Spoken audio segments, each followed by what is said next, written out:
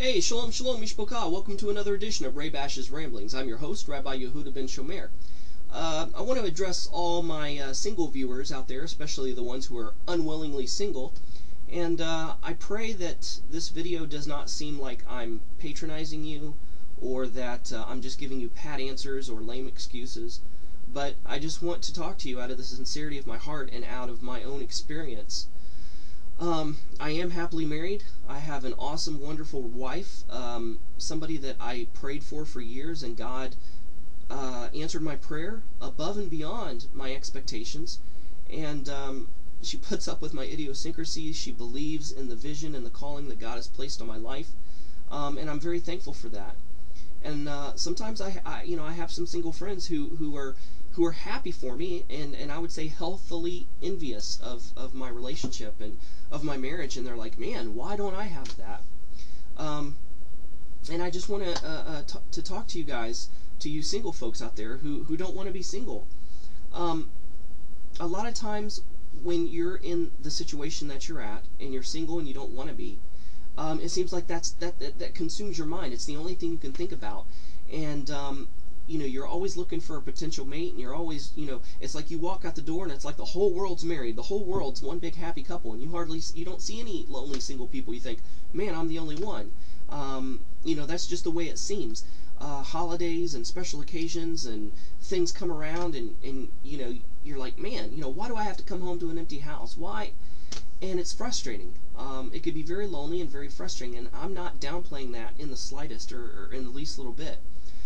But it's been my experience dealing with single friends and single people that usually single people either have expectations of a mate that they're looking for that is too high that no person can reach or achieve. Sometimes they have such a low self-esteem, and they wonder what's wrong with them, and they're so focused on getting a mate that unknowingly they produce this negative aura, this negative energy, sorry to sound new agey here, but this negative vibe around them, and they actually repel people. Or, I know some single guys who say, man, I've got tons of female friends, but they don't want anything to do with me. They just look at me as a really good guy and a really good friend, and they look at me as a brother, and they could never imagine going out with me. You know what? Don't worry about those friends of yours. Don't worry about those girls. Because you know what? They're not ready to date somebody like you. Believe it or not, they just gave you the most awesome compliment, that you're a friend, that you're a brother. Because before anybody could be lovers, you've got to be friends. Your relationship's got to be built on friendship, and it can't be built on, love.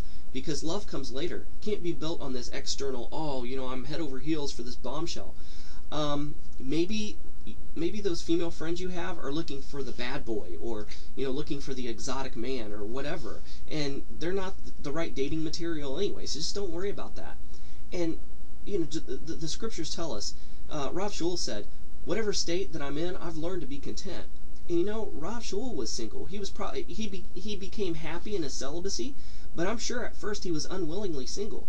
Now the scriptures doesn't say this, but there's a good indication that because Rav Shaul was training under Gamaliel, and that it is said that he was in line to be part of the Sanhedrin if he kept on the track he was going, that such students like that were required to be married.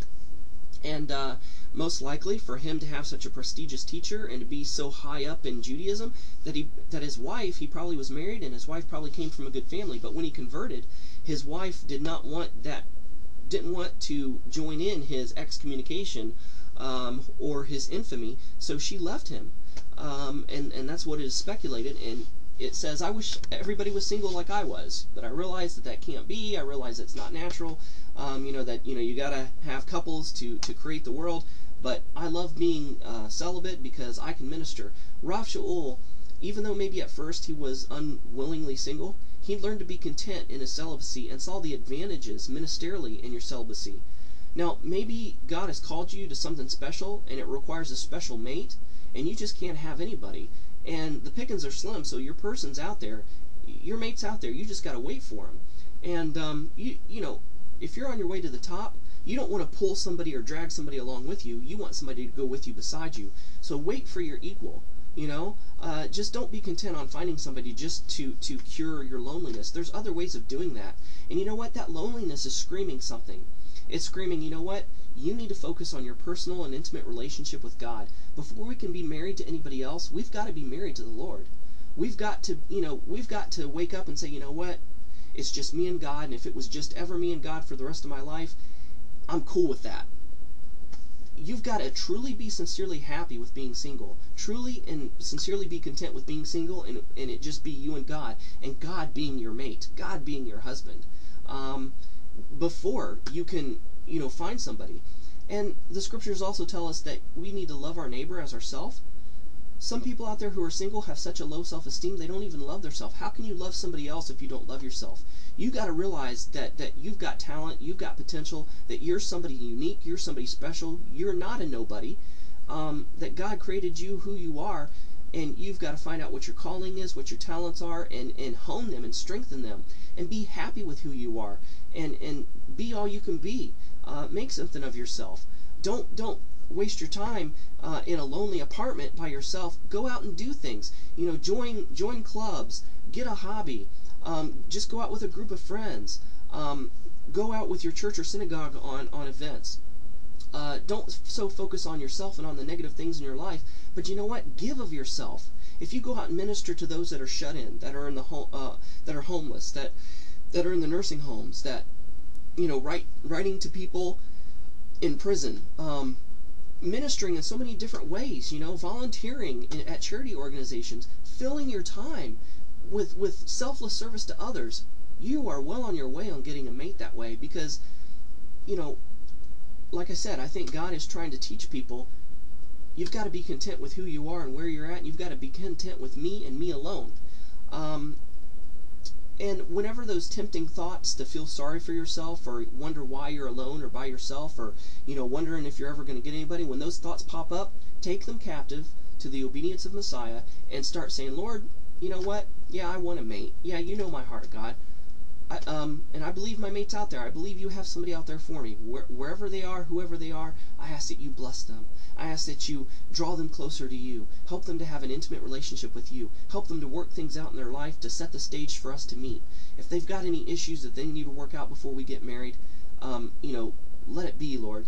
And maybe the Lord has you in this lonely place so that your mate can work on their problems and you can work on your problems. Because everybody comes into a relationship with baggage, but there are some baggage that we don't have to come into relationships with, like low self-esteem, like anger issues and all this kind of stuff. Things like that could be worked out before you get married.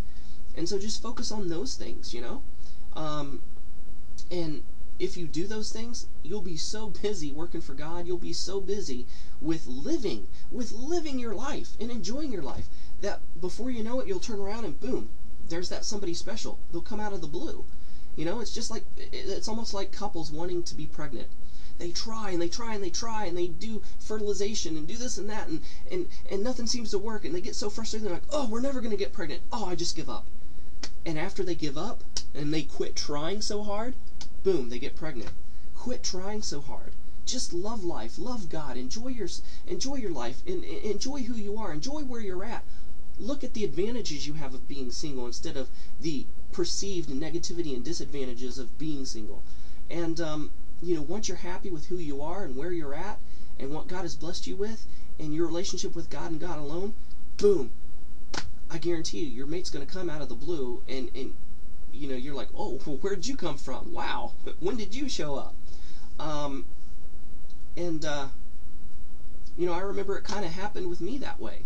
I was in several different relationships, and I remember in high school praying for my wife, and not even knowing who she was, and after some failed relationships, boom, I realized that my mate was my best friend, that I was best friends through college with, all through my college career. Wow, who'd have guessed it? She was under my nose the whole time. Anyways, I'm running out of time here, but I hope something that I've said really has blessed you and encouraged you and helped you, and we'll see you later. Shalom and Shavua Tov.